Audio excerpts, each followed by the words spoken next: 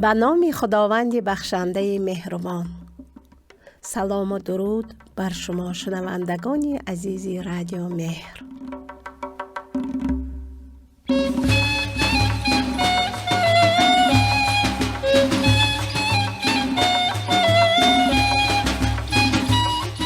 سیده عبدالله زاده هستم از استودیوی رادیو مهر صدای کودک.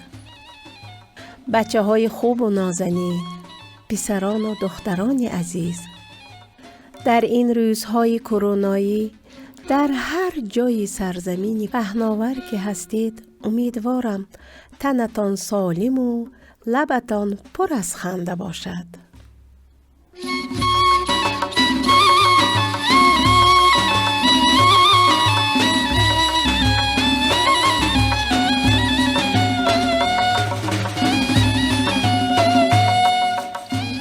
عزیزان، رادیو مهر با برنامه قصه های مثنوی به خانه های شما آمد.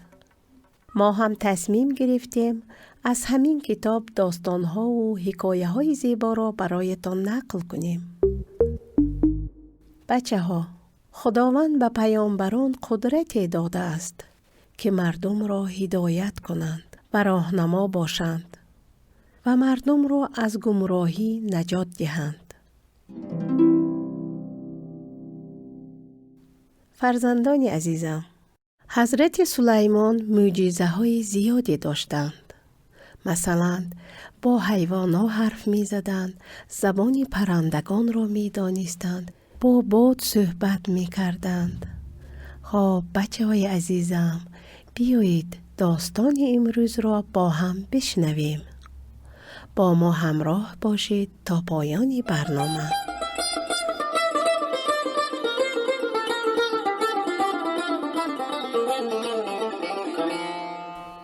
یک روز نزدیک ظهر حضرت سلیمان پیغمبر در بارگاه خود در بیت المقدس نشسته بود که مردی سراسیمه وارد شد و آثار ترس و وحشت در چهره‌اش نمایان بود. حضرت سلیمان پرسیدند: چی شده و چی می‌خواهی؟ آن شخص گفت: ای مرد بزرگ، امروز عزراییل را دیدم. عزراییل نگاه خشمگینی انداخت و از من گذشت. می ترسم که عزراییل بیاید و جان من را بگیرد.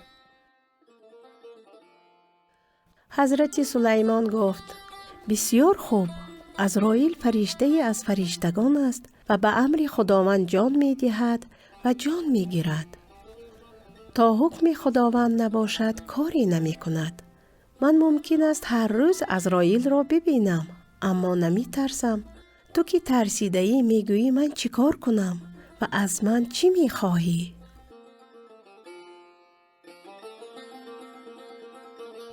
آن مرد گفت: خب من همیشه از عزراییل می ترسم و امروز از نگاه غضبناک او بیشتر ترسیدم.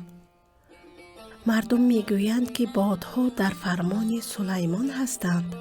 پس تو میتوانی به باد فرمان بدهی که مرا از این کشور بیرون ببرد؟ مردم میگویند که سلیمان حاجت مردم را برآورده میکند. حاجت من این است که به باد فرمان دهی فوری مرا به هندوستان ببرد.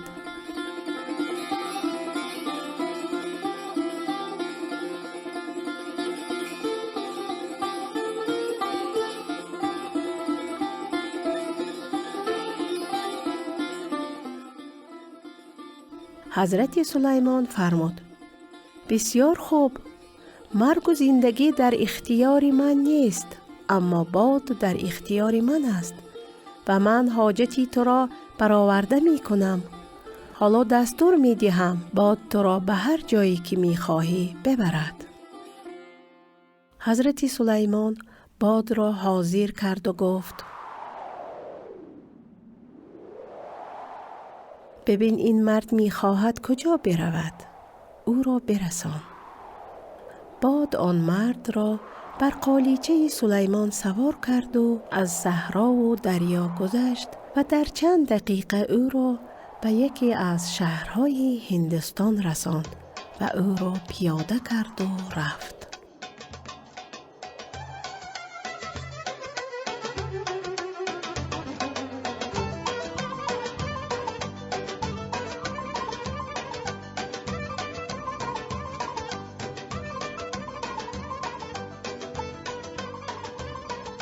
آن روز گذشت و روزی دیگر حضرت سلیمان عزراییل را در بارگاه خود ملاقات کرد و از او پرسید: ای عزراییل، دیروز مردی پیش من آمد و شکایت داشت و می گفت عزراییل غضبناک به من نگاه کرد و سخت ترسیدم.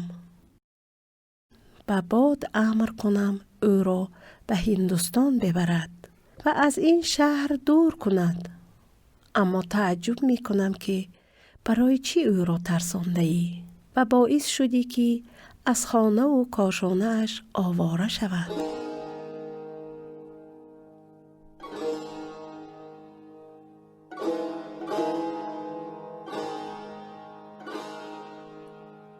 عزراییل جواب داد: من جز اطاعت حکم و فرمان خدا کاری ندارم و نگاهم به آن مرد از خشم و غضب نبود. من دیروز آن مرد را در بیت المقدس دیدم و نگاهی که به او کردم از تعجب بود، چون من دستور داشتم که همان دیروز جان آن مرد را در هندوستان بگیرم. وقتی او را در بیت المقدس دیدم تعجب کردم. با خود گفتم: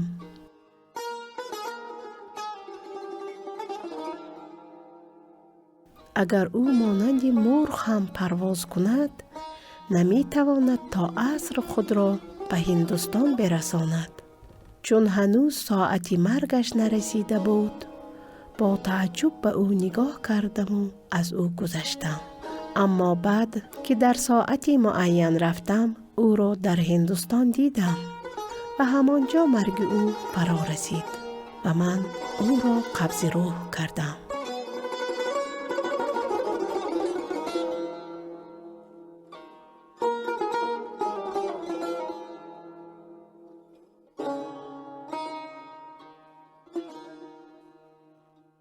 حضرت سلیمان گفت: همین است. از همه چیز می شود فرار کرد، اما از مرگ حتمی نمی توان فرار کرد. او باید در همان ساعت در هندوستان می بود، چون هیچ وسیله جز باد نمی توانست او را به هندوستان برساند. با پای خودش پیش من آمد و با زبان خودش از من خواهش و تمنا کرد و سراغ سرنوشت خودش رفت.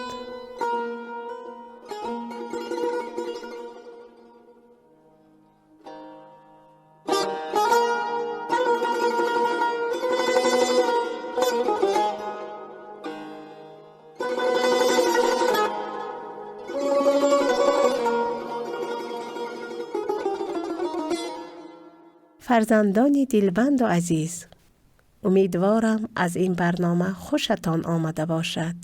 اگر از این برنامه خوشتان آمد، پادکست های ما را دنبال کنید و به دوستان خودتان نیز معرفی نمایید. و اگر پیشنهادی دارید یا نظراتی دارید، با ما در تماس باشید. یا از پدر و مادرتان خواهش کنید نظرتان را به همین شماره واتساپ ارسال کنند. خدا نگهدار تا برنامه دیگر عزیزان.